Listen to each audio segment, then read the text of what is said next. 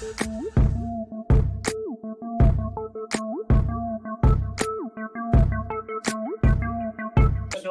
W. Boyce, judge presiding. Thank you. Please be seated. Here we go. Oh my gosh.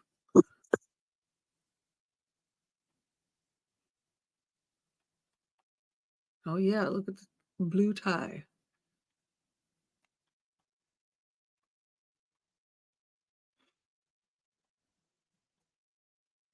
All right. Good morning, everyone. We're on the record on case CR 2221-1623, State of Idaho versus Chad Guy Daybell. This is the special sentencing proceeding that has been conducted last couple of days. The jury's been deliberating. The court is advised that the jury has reached a verdict on the special sentencing proceeding and the special verdict form. I'll note the state's present with the 4 prosecutors who have tried the case, Mr. Pryor and his client, Mr. Daybell, present as well. I'll also note there's a courtroom conduct order in effect. I'd appreciate everyone complying with that, as you all have throughout this trial. I will note on the record before we get to the verdict that we did have a jury question yesterday that the court answered, and I've provided the question and copies of the answer to counsel. In addition, a second question came in today. I did go on the record with that question and answer with counsel and the defendant present, returned that response to the jurors. They've now reached a verdict in the case, so the court is going to have the jurors brought in and have the verdict delivered for reading.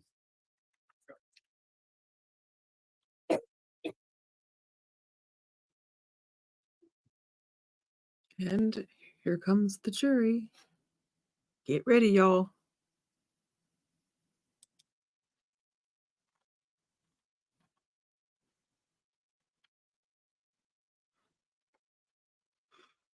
Oh, it's like, well, let's look at the different sides. Let's see, behind him, they rearranged stuff, I think.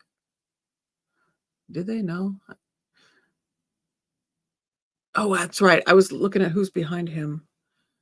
It's the court, or is it media? I don't remember. It's court, right? The court people are behind him.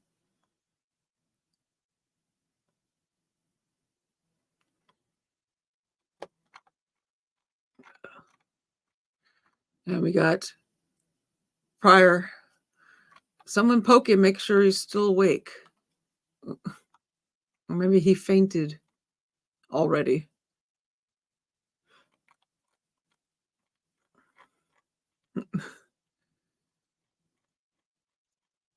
I cannot believe that this is it. We're down to the very last bit. Now I've got to come up with another trial.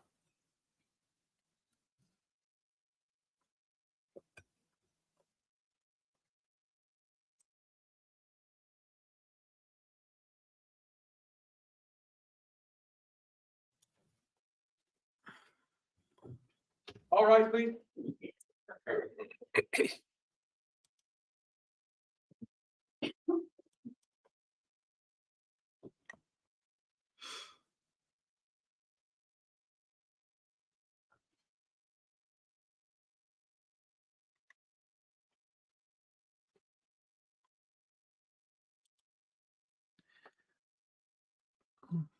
Oh, they're even in the hall. Look at, I mean, Counter for your honor. Thank you. Please be seated. extra seating. Who is that in front? Is that Colby? Ladies and gentlemen of the jury, the court understands you've reached a verdict on the special verdict form. Is that correct? All right, Mr. Bailiff, if you would please return the special verdict form to the court, I'll review that.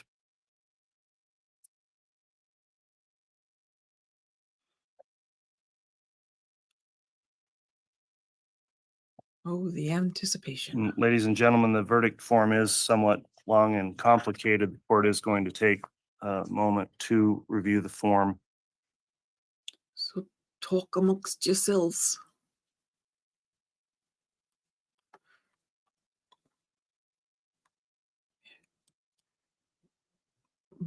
Blue tie conveys trust, stability, and confidence. It's good for client-facing or public speaking. Blue is a calming color that can help avoid unnecessary conflicts. Thank you.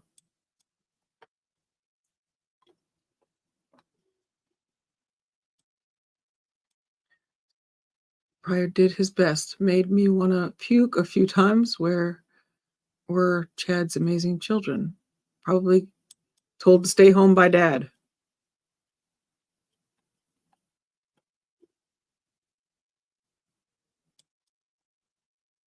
If he's sentenced to death, it will probably take the remainder of his natural life to get around to it. Yes.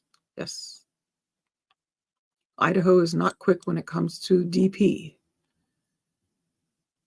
All right, the court's reviewed the special verdict form. I do find it's been properly filled out by the jury foreperson as well as correctly signed and dated.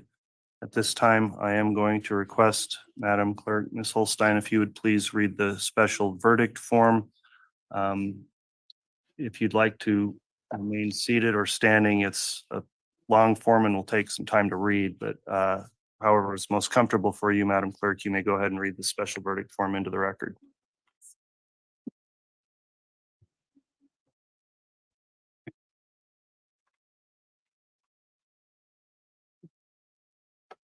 In the District Court of the 7th Judicial District of the State of Idaho, in and for the County of Fremont, State of Idaho Plaintiff versus Chad Guy Daybell Defendant, case number CR 22211623, Special Verdict. Part 1. We, the jury, render the following verdict on the alleged statutory aggravating circumstances. 1. Has the jury unanimously found that the state has proven beyond a reasonable doubt the existence of the following aggravating circumstance? The murder of Tylee Ryan was committed for remuneration, or the defendant employed another to commit the murder for remuneration or the promise of remuneration? Yes. 2. Has the jury unanimously found that the state has proven beyond a reasonable doubt the existence of the following aggravating circumstance? The murder of Joshua Jackson, hereinafter J.J. Vallow, was committed for remuneration, or the defendant employed another to commit the murder for remuneration or the promise of remuneration? Yes. 3. Has the jury unanimously found that the state has proven beyond a reasonable doubt the existence of the following aggravating circumstance? The murder of Tamara, hereinafter Tammy Daybell, was committed for remuneration, or the defendant employed another to commit the murder for remuneration or the promise of remuneration? Yes. 4. Has the jury unanimously found that the state has proven beyond a reasonable doubt the existence of the following aggravating circumstance? The murder of Tylee Ryan was especially heinous, atrocious, or cruel, manifesting exceptional depravity? Yes. 5. Has the jury unanimously found that the state has proven beyond a reasonable doubt the existence of the following aggravating circumstance?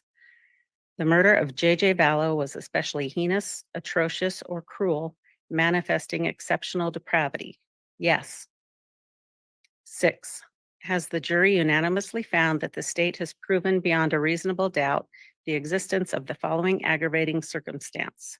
The murder of Tammy Daybell was especially heinous, atrocious, or cruel, manifesting exceptional depravity? Yes. 7. Has the jury unanimously found that the state has proven beyond a reasonable doubt the existence of the following aggravating circumstance?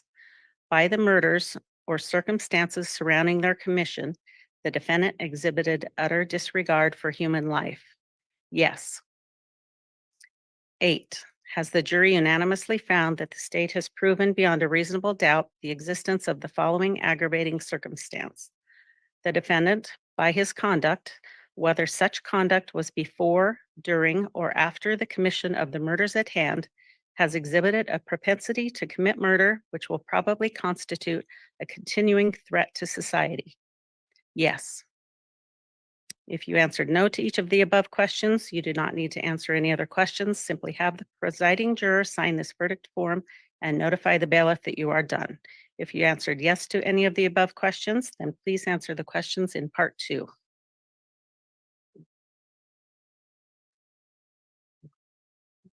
Part 2, we, the jury, render the following verdict on the weighing of all mitigating circumstances against the statutory aggravating circumstances. You are to only answer the following questions for those statutory aggravating circumstances for which you answered yes in part 1.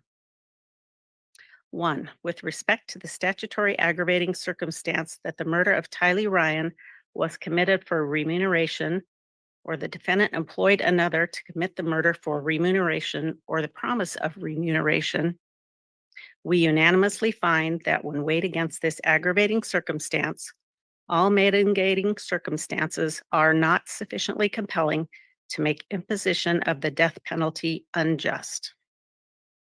2, with respect to the statutory aggravating circumstance that the murder of Joshua Jackson, hereinafter J.J. Vallow, was committed for remuneration, or the defendant employed another to commit the murder for remuneration or the promise of remuneration, we unanimously find that when weighed against this aggravating circumstance, all mitigating circumstances are not sufficiently compelling to make imposition of the death penalty unjust. 3, with respect to the statutory aggravating circumstance that the murder of Tamara, hereinafter Tammy Daybell, was committed for remuneration, or the defendant employed another to commit the murder for remuneration or the promise of remuneration, we unanimously find that when weighed against this aggravating circumstance, all mitigating circumstances are not sufficiently compelling to make imposition of the death penalty unjust. 4, with respect to the statutory aggravating circumstance that the murder of Tylee Ryan was especially heinous, atrocious, or cruel, manifesting exceptional depravity, we unanimously find that when weighed against this aggravating circumstance, all mitigating circumstances are not sufficiently compelling to make imposition of the death penalty unjust. 5, with respect to Did we lose the mic? It's back. 5, with respect to the statutory aggravating circumstance that the murder of J.J. Vallow was especially heinous, atrocious, or cruel, manifesting exceptional depravity, we unanimously find that when weighed against this aggravating circumstance, all mitigating circumstances. We need a new mic.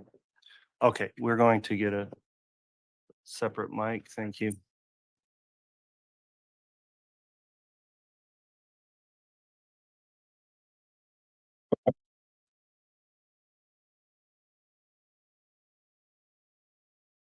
I'll read 5 over. Yes, start with 5 again. Thank you, Madam Clerk. 5. Okay.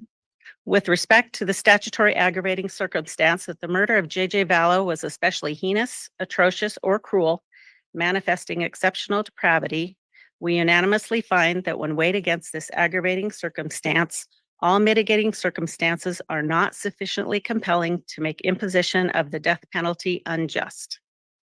6, with respect to the statutory aggravating circumstance that the murder of Tammy Daybell was especially heinous, atrocious, or cruel, manifesting exceptional depravity, we unanimously find that when weighed against this aggravating circumstance, all mitigating circumstances are not sufficiently compelling to make imposition of the death penalty unjust. 7, with respect to the statutory aggravating circumstance that by the murders or circumstances surrounding their commission, the defendant exhibited utter disregard for human life, we unanimously find that when weighed against this aggravating circumstance, all mitigating circumstances are not sufficiently compelling to make imposition of the death penalty unjust. 8, with respect to the statutory aggravating circumstance that the defendant, by his conduct, whether such conduct was before, during, or after the commission of the murders at hand, has exhibited a propensity to commit murder, which will probably constitute a continuing threat to society. We unanimously find that when weighed against this aggravating circumstance, all mitigating circumstances are not sufficiently compelling to make imposition of the death penalty unjust. Once you have completed part 2, please have the presiding juror sign this verdict form and notify the bailiff you are done. Dated this first day of June 2024 and signed by the presiding juror. All right, thank you very much, Madam Clerk, for reading through the verdict form. Ladies and gentlemen, the court will note that given the complexity of this special verdict form, just I think in fairness to all those in attendance, including in particular victims and the parties, the layman's explanation of this verdict is that the jury has made a finding that it would be appropriate to impose the death penalty as it relates to counts 1 through 6 in the amended indictment. And so pursuant to Idaho Code 192515, the court is directed that the defendant would be sentenced to death on those counts. The court will take up a concluding sentencing proceeding. I also have additional counts of insurance fraud. I've discussed with counsel moving forward in a consolidated hearing. The court's proposing that we do that this morning, waiving the right to a pre-sentence investigation report under Criminal Rule 32A. Before I get there, just let me ask at this time of the jurors, is this your true and correct verdict that's been rendered in this case?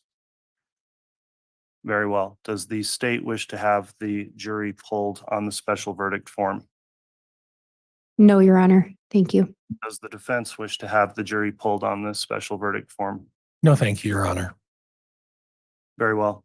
As I mentioned, then that's the result of the verdict form. The court would then proceed with additional sentencing on those 2 counts, as well as the counts 1 through 6 determined now by the jury. Mr. Pryor, is the defense willing to move forward with a consolidated hearing on those counts this morning without a pre-sentence investigation report? As previously indicated, Judge, yes, we are. Okay, is the state going to be ready to proceed with a sentencing on those issues as well? Yes, Your Honor. Thank you. Okay, thank you. Counsel, I do want to take a brief recess just to briefly prepare for that, given the verdict, and I will come back on the bench. It really won't take long. I would suggest that a 30-minute recess will come back on the record. The court will conclude with that sentencing hearing.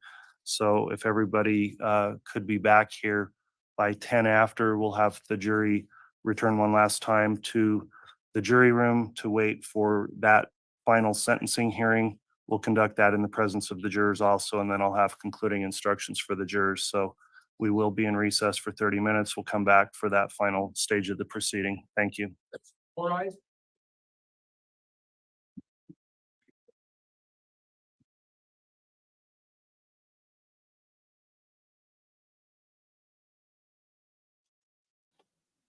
Thank you. Please be seated. Oh,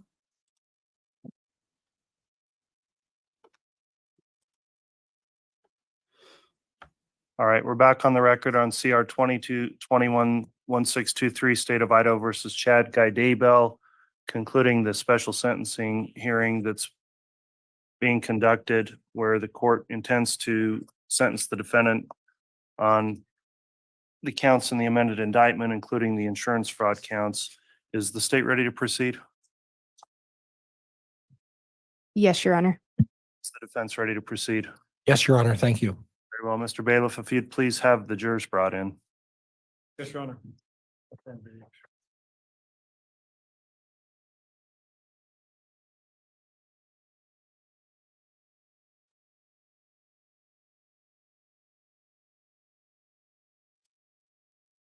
hi, alien.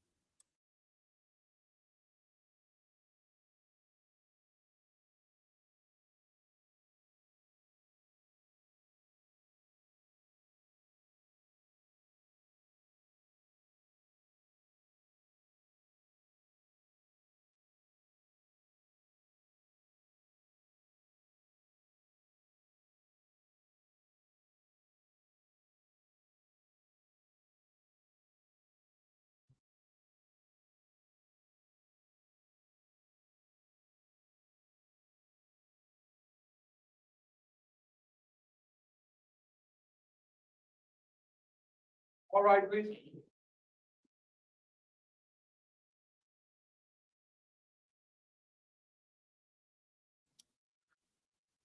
Sorry, I was talking to my husband. So no one saw me. No, I wasn't talking to you guys.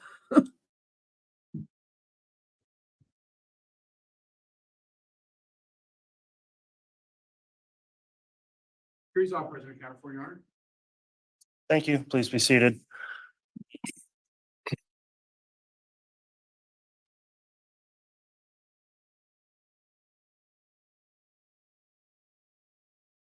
Okay, we are back on the record on CR 2221-1623, continuing the special sentencing proceeding. The jury has returned its special verdict. The court would note that pursuant to Idaho Code 18-4004, which is the punishment for murder statute in Idaho, that crime in murder of the first degree can be punished by death. And under Idaho Code 192515 subsection 7A, that states that if the jury finds that a statutory aggravating circumstance exists and no mitigating circumstances exist, which would make the imposition of the death penalty unjust, the defendant will be sentenced to death by the court. The court's reviewed the findings of the jurors in the special verdict form. They've taken their time through these deliberations to return that verdict. And so the court will proceed with sentencing first on counts 1 through 6. And again, this is an unusual hearing because the sentencing hearing's already been taking place. We've heard from the victims through impact statements and arguments from counsel. That's already taken place. In addition, a pre-sentence investigation report is not to be ordered in these hearings, so the court does not reference that. The court then orders as follows, and this will be contained in the court's judgment at the conclusion of the case.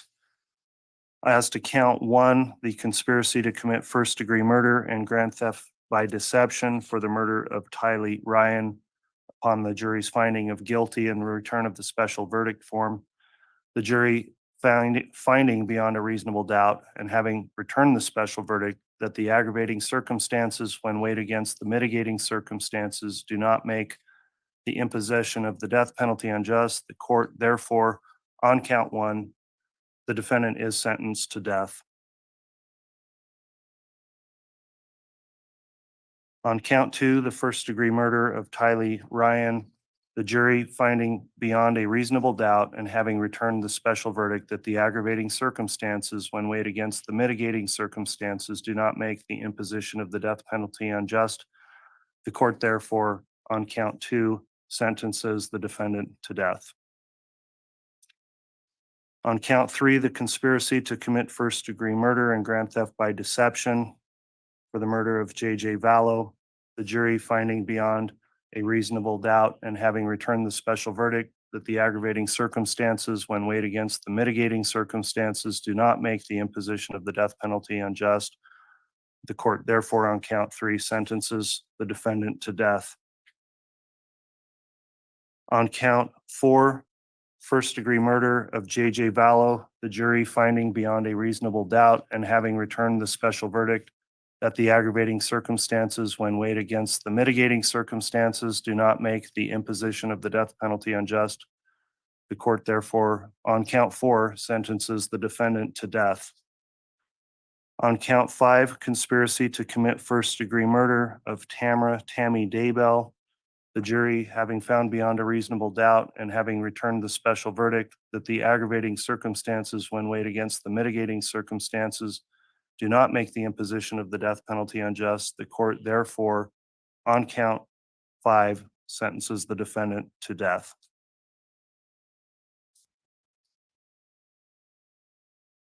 On count 6, the first-degree murder charge, the murder of Tammy Daybell, the jury having found beyond a reasonable doubt and returned the special verdict that the aggravating circumstances when weighed against the mitigating circumstances do not make the imposition of the death penalty unjust. The court, therefore, on count 6, sentences the defendant to death. The court's next going to take up counts 7 and 9 on the insurance fraud counts. Before I do that, from the state, are there any questions regarding the court's judgment as it relates to counts 1 through 6? No, Your Honor. Thank you. Questions from the defense? No, Your Honor. Thank you. All right, moving on to insurance fraud, then the court will note that I am required to go through a sentencing proceeding on this. These are separate counts that have not been determined in the special verdict form by the jurors. Some brief procedural history. Mr. Daybell was charged by amended indictment with counts 7 and 9 insurance fraud under Idaho Code 41293, which is a felony. Mr. Daybell pled not guilty to those counts on June 9th, 2021. Thereafter, this trial was held, and as part of the findings of the jury in their verdict, they did find the defendant guilty of both of those counts. The court has considered, in lieu of a pre-sentence investigation report, the information that I've heard throughout this trial. I also heard information regarding these charges in the previous trial held last year against co-defendant Lori Vallow. I've also heard information received during the special sentencing proceeding relating to those counts as well, and have considered that information in lieu of a pre-sentence investigation report. And I'll also note the defendant waived the pre-sentence investigation report and is permitted to do that, and the court can allow that under Criminal Rule 32A. At this time then, before I move forward with the sentencing on counts 7 and 9, I will inquire of the state, is the state wishing to make any sentencing recommendation as it relates to count 7 or 9? And Your Honor, just for clarification, were the insurance frauds count 8 and 9? As listed in the amended indictment, they are listed as count 7 and count 9. Thank you. Co-counsel just clarified for me on that. Your Honor, the state is prepared to make a statement. First, I would indicate for the record that in relation to the sentencing hearing, the sentencing portion handled yesterday, the state did make our best attempts to reach out to all statutory victims to allow them the opportunity to be heard by the court. And those that the court heard from yesterday were the ones that had wished to make impact statements. While not directly related to the insurance fraud, I did just want to make a clear record of that. In relation to the insurance fraud charges, in light of the sentence that has been imposed by this court and by the recommendation of the jury in relation to the other charges, the state would indicate we think that the victim statements covered everything the state could say. While the insurance charges again are attenuated to it, we've lost 3 individuals that the state can do nothing to bring them back. And so the best we can do is move forward in seeking justice on their behalves. In relation to the insurance counts themselves, given the sentences, we would recommend this court impose jail time and have that, or prison time, impose a sentence and run it concurrent with the imposition of the other sentence by this court. I believe they carry up to 15 years in prison. We'd recommend they run concurrent with each other and with the imposition of death in this case. We would also recommend restitution in the amount of $130,000 to LifeMap and $300,000 to Primerica. As part of that, we would also recommend a waiver of any fines or court costs in this matter in order to allow restitution to be paid if any money is available to go towards that. All right, thank you for the state's sentencing recommendations. Mr. Pryor, does the defense wish to make sentencing recommendations as to, I'll do them collectively, counts 7 and 9, the insurance fraud counts? No, Judge, there's nothing further. Thank you, Your Honor. All right, is there any objection to the requested restitution amounts of $130,000 and $300,000? Judge, we may need to set that out at this point, but I'll let the court know if that changes. All right, I'll permit 30 days for the scheduling of a contested hearing on restitution. If that becomes an issue, we could conduct that hearing most likely remotely on a Zoom hearing if it becomes an issue. At this time, I will ask, because I need to on these counts. Before I impose any sentence, Mr. Daybell, you do have the right of allocution, which permits you to make a statement on your own behalf in any mitigation of these offenses. Is there any statement you would like to make before I proceed with sentencing on those counts? No. Very well. The court then, having considered the information previously referenced, finds that pursuant to Idaho Code 41293, which under subsection 4 indicates a penalty of up to 15 years of prison. On each of those two counts, the court is going to impose a prison sentence of 15 years. So a 15-year sentence will be imposed on count 7.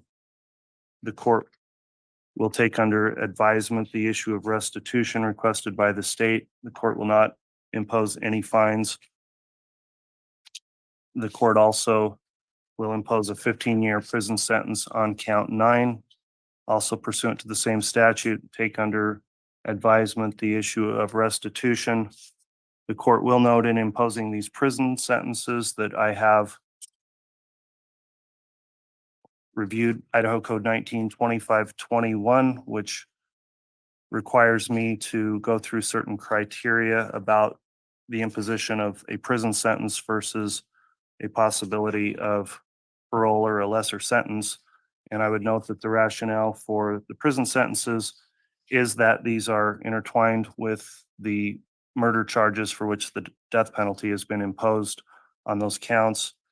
And when the court looks at the sentencing factors under 1925-21, I would note in mitigation that Mr. Daybell has been incarcerated an extensively long time in local jail and has a previous law-abiding history, and I have considered that. I've also considered that he's always conducted himself respectfully, from what I've heard from all of the jailers that have ever interacted with him over the years that he's been incarcerated for these charges. However, the court finds under Idaho Code 2521 also that any lesser sentence would depreciate the seriousness of these offenses because this life insurance was obtained based on the murders of individuals and procuring life insurance payouts unlawfully. And because of that, it's the most serious of offense, that circumstance that could lead to that. In addition, imprisonment will provide an appropriate punishment and deterrent for the defendant and others, and will also be a deterrent for the community as well. So the court, having then concluded with the sentencing on that, I will not order any fines because the defendant's previously been deemed indigent and has received the death penalty on these murder counts, and find it would be futile to have an order of fines in the case. So with those remarks, then the court typically would address the defendant further, but in the special sentencing proceeding, the victim impact statements and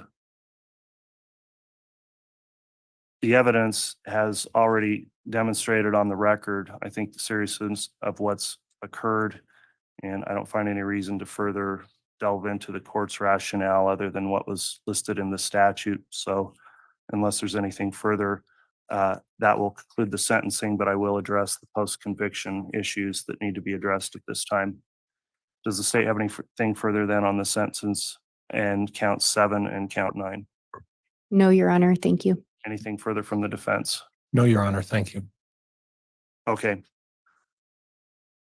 Mr. Daybell, in this case, given the sentence that was imposed in counts 1 through 6, there's a special appellate and post-conviction procedure for capital cases, and an automatic stay may be in effect.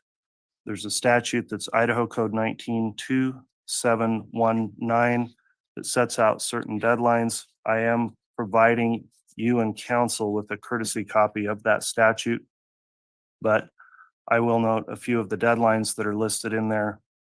Under subsection 1, when the punishment of death is imposed, the time for filing an appeal shall begin to run when the death warrant is filed.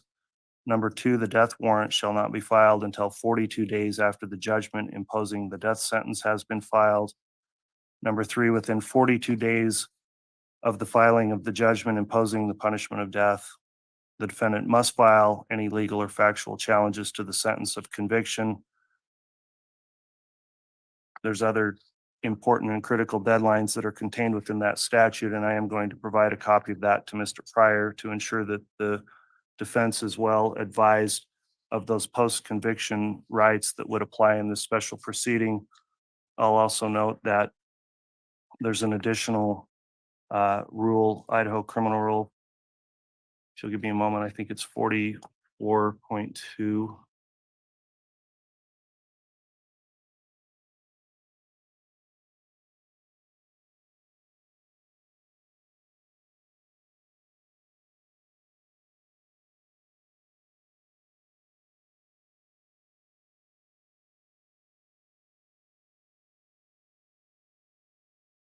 Criminal Rule 44.2, and that's the mandatory appointment of counsel for post-conviction review after imposition of the death penalty.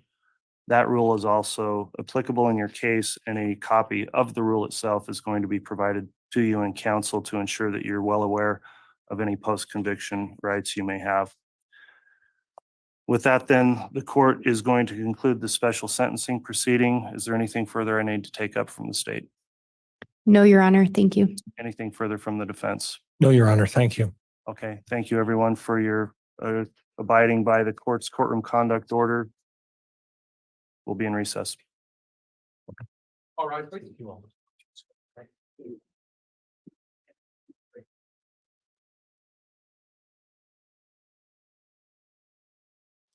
All right, there you have it. Wow.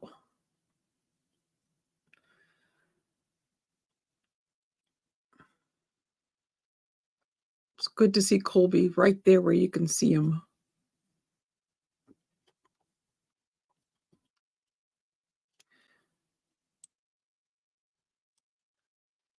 I'll see.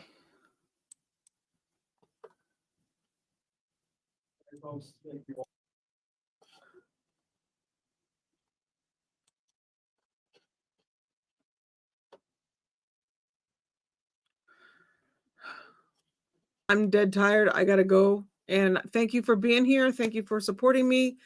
Thank you to Uncivil Law, Kurt, for joining me on panel. What an honor that was. I could barely control myself from this far down because my legs were like, ah! That was awesome. I thank you very much for coming up and telling us a whole story about loin fire. That was awesome. Moderators, thank you for the hard work that you have done. I think Linda was actually on the road going on vacation or something or other. So, or getting ready for it or something, I don't know. But I hope you have a fun time. I hope you guys have a great weekend. And I will post as soon as I figure out anything.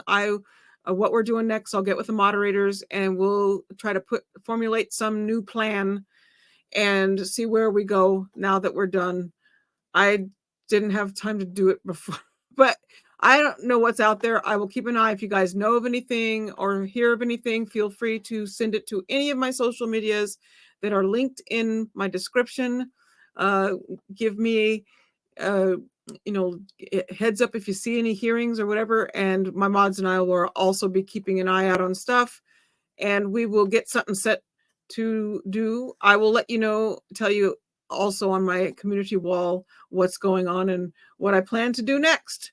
And thank you so much, guys. This was an awesome 8 weeks.